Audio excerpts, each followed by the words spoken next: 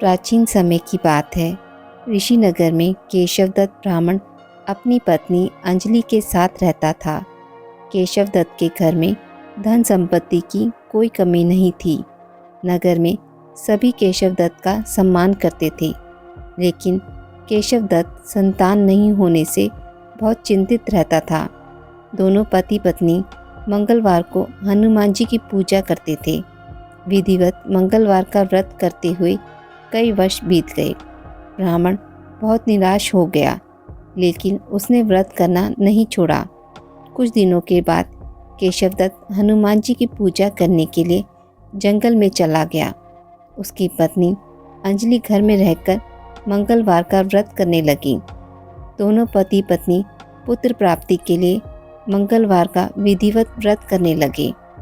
अंजलि ने अगले मंगलवार को व्रत किया, लेकिन किसी कारणवश उस दिन अंजलि हनुमान जी को भोग नहीं लगा सकी और उस दिन वह सूर्यास्त के बाद भूखी ही सो गई। अगले मंगलवार को हनुमान जी को भोग लगाए बिना उसने भोजन नहीं करने का प्रण किया।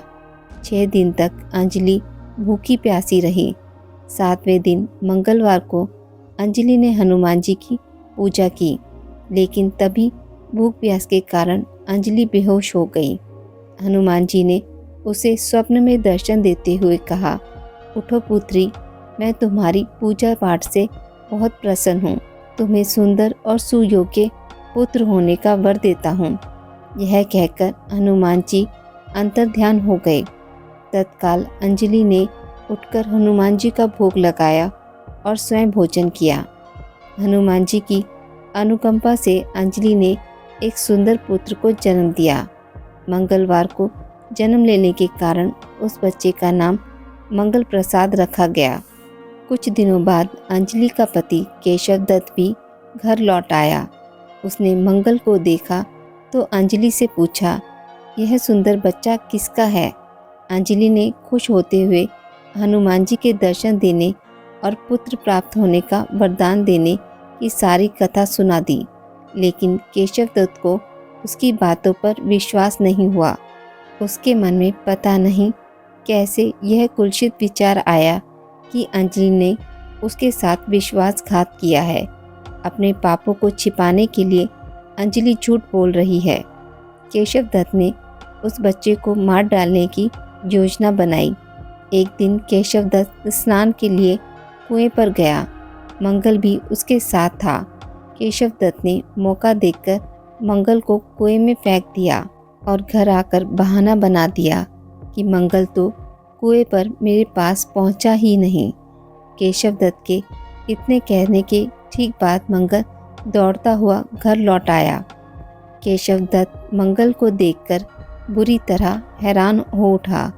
उसी रात हनुमान जी ने केशवदत्त को स्वप्न में दर्शन देते हुए कहा, तुम दोनों के मंगलवार व्रत करने से प्रसन्न होकर पुत्र जन्म का वर मैंने दिया था, फिर तुम अपनी पत्नी पर शक क्यों करते हो? उसी समय केशवदत्त ने अंजलि को जाकर उसे क्षमा मांगते हुए स्वप्न में हनुमान जी के दर्शन देने की सारी कहानी कह सुनाई। केशवदत्त ने अपने बेटे को हृदय से लगाकर बहुत प्यार किया। उस दिन के बाद सभी आनंद पूर्वक रहने लगे। मंगलवार का विधिवत व्रत करने से केशवदत्त और उनके सभी कष्ट दूर हो गए। इस तरह जो स्त्री पुरुष विधिवत मंगलवार का व्रत करके व्रत कथा सुनते हैं, हनुमान जी उनके सभी कष्ट दूर करके घर में धन संपत्ति का भंडार भर देते हैं। शरीर के सभी रक्त विकारों के रोग भी नष्ट हो जाते हैं। शनिवार की व्रत कथा। एक समय स्वर्गलोक में सबसे बड़ा कौन के प्रश्न पर 9 ग्रहों में वाद विवाद हो गया। विवाद इतना बढ़ गया कि परस्पर भयंकर युद्ध की स्थिति बन गई। निर्णय के लिए सभी देवता देवराज इंद्र के पास पहुँचे और बोले, हे देवराज, आपको निर्णय करना होगा कि हम में से सबसे बड़ा कौन है। देवताओं का प्रश्न सुनकर देवराज इंद्र उलझन में पड़ गए। इंद्र बोले, मैं इस प्रश्न का उत्तर देने में असमर्थ हूँ। हम सभी पृथ्वी लोक में उज्जैनी नगरी में राजा विक्रमादित्य के पास चलते हैं। देवराज इंद्र सहित सभी ग्रह देवता उज्जैनी नगरी में पहुँचे। महल में पहुंचकर जब देवताओं ने उनसे अपना प्रश्न पूछा तो राजा विक्रमादित्य भी कुछ देर के लिए परेशान हो उठे, क्योंकि सभी देवता अपनी अपनी शक्तियों के कारण महान थे। किसी को भी छोटा या बड़ा कह देने से उनके क्रोध के प्रकोप से भयंकर हानि पहुंच सकती थी। अचानक राजा विक्रमादित्य को एक उपाय सूझा और उन्होंने विभिन्न धातुओं स्वर्ण, रजत, कांसा, ताम्र, सीसा, रांगा, जस्ता, अभ्रक पर लोहे के 9 आसन बनवाए। धातुओं के गुणों के अनुसार सभी आसनों को एक दूसरे के पीछे रखकर उन्होंने देवताओं को अपने अपने सिंहासन पर बैठने को कहा। देवताओं के बैठने के बाद राजा विक्रमादित्य ने कहा, आपका निर्णय तो स्वयं हो गया। जो सबसे पहले सिंहासन पर विराजमान है वही सबसे बड़ा है। राजा विक्रमादित्य के निर्णय को सुनकर शनिदेव ने सबसे पीछे आसन पर बैठने के कारण अपने को छोटा जानकर क्रोधित होकर कहा, राजा विक्रमादित्य, तुमने मुझे सबसे पीछे बैठाकर मेरा अपमान किया है। तुम मेरी शक्तियों से परिचित नहीं हो। मैं तुम्हारा सर्वनाश कर दूंगा।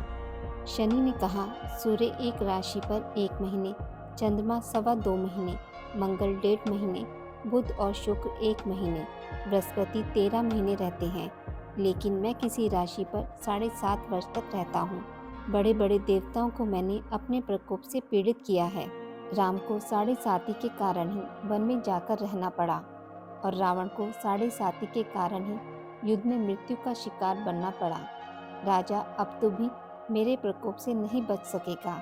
इसके बाद अन्य ग्रहों के देवता तो प्रसन्नता के साथ चले गए, परंतु शनिदेव बड़े क्रोध के साथ वहां से विदा हुए।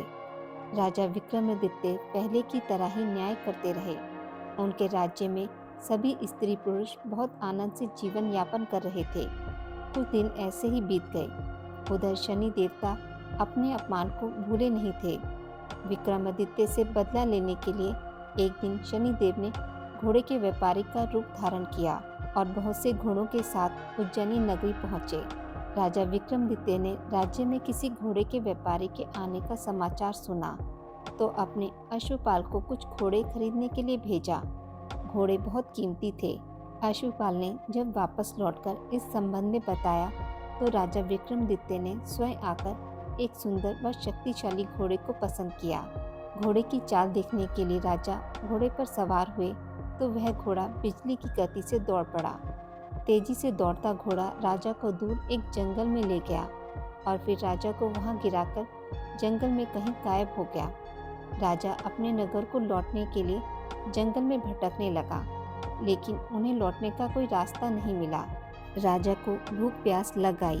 बहुत घूमने पर उसे एक चरवाहा मिला। राजा ने उससे पानी मांगा। पानी पीकर राजा ने उस चरवाहे को अपनी अंगूठी दे दी। फिर उससे रास्ता पूछकर वह जंगल से निकलकर पास के नगर में पहुंचा। राजा ने सेठ की दुकान पर बैठकर कुछ देर आराम किया। उस सेठ ने राजा से बातचीत की तो राजा ने उसे बताया कि मैं उज्जैनी नगरी से आया हूँ। राजा के कुछ देर दुकान पर बैठने से सेठ जी की बहुत बिक्री हुई। सेठ ने राजा को बहुत भाग्यवान समझा और खुश होकर उसे अपने घर भोजन के लिए ले गया। सेठ के घर में सोने का एक हार खूंटी पर लटका हुआ था। राजा को उस कमरे में छोड़कर सेठ कुछ देर के लिए बाहर गया। तभी एक आश्चर्यजनक घटना घटी। राजा के देखते देखते सोने के उस हार को खूंटी निकल गई। सेठ ने कमरे में लौटकर हार को गायब देखा तो चोरी का संदेह राजा पर ही किया, क्योंकि उस कमरे में राजा ही अकेला बैठा था। सेठ ने अपने नौकरों से कहा कि इस परदेसी को रस्सियों से बांधकर नगर के राजा के पास ले चलो।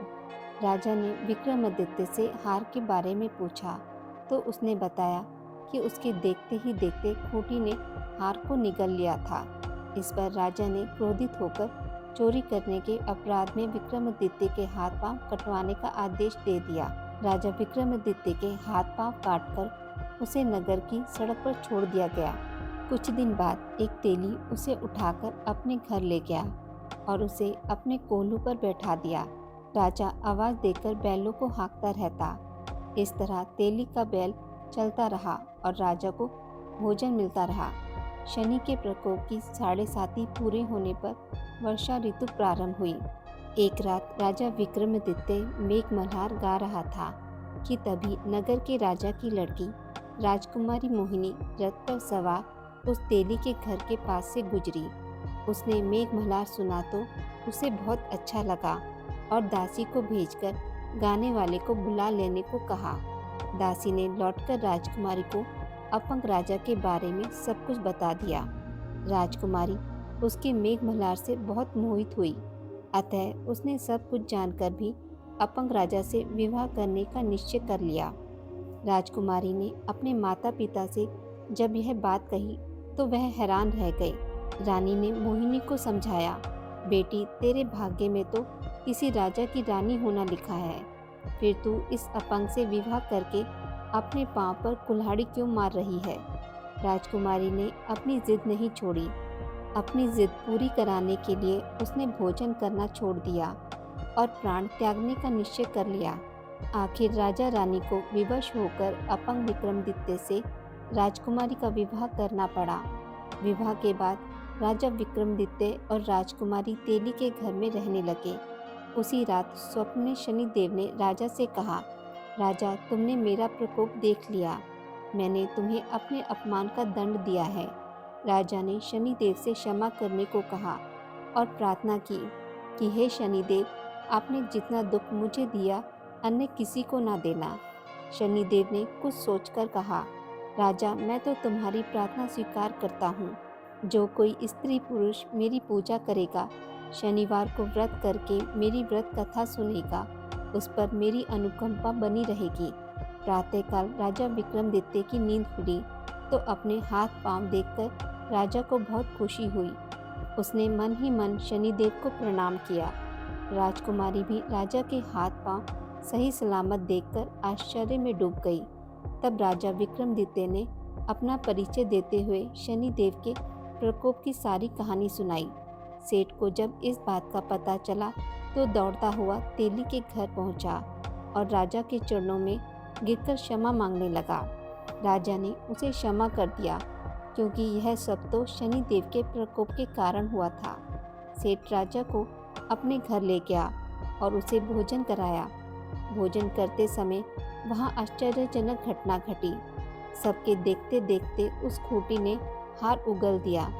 सेठ जी ने अपनी बेटी का विवाह भी राजा के साथ कर दिया और बहुत से स्वर्ण आभूषण धन आदि देकर राजा के साथ विदा किया।